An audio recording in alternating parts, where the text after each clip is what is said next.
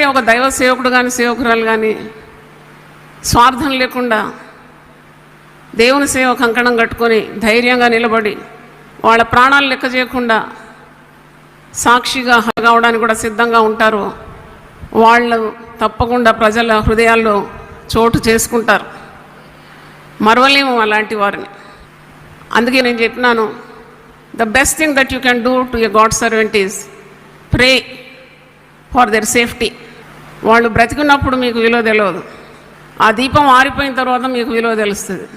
అందుకే దైవజనుడు కానీ దైవజనురాలు కానీ మీకు అందుబాటులో ఉన్నప్పుడు వారి ఆరోగ్యం చూసుకోవాలి, వారి కొరకు ప్రార్థన చేయాలి, సాయశక్తుల వారికి ప్రయాసం ఉంటే ఆదుకోవాలి. ముఖ్యంగా ఉపవసించన్న వారంకి ఒకసారన్న దైవ సేవకుల కొరకు ప్రార్థించాలి. కీడు నుండి వారిని తప్పించుకోవాలి. అంటే యూ షుడ్ ప్రొటెక్ట్ దెమ్. నేను అంటున్నాను, కాపాడుకోవాలి. ఉన్నప్పుడు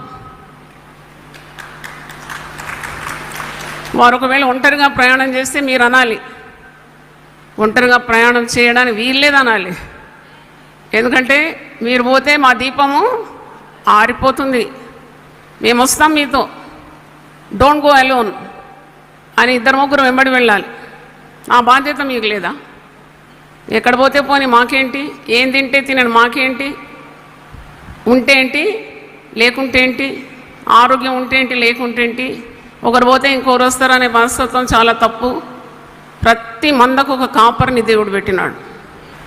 ఆ కాపరి హృదయంలో మీరందరూ ఉంటారు. ఆ కాపరి ఎప్పుడు మీ గురించే తలస్తాడు.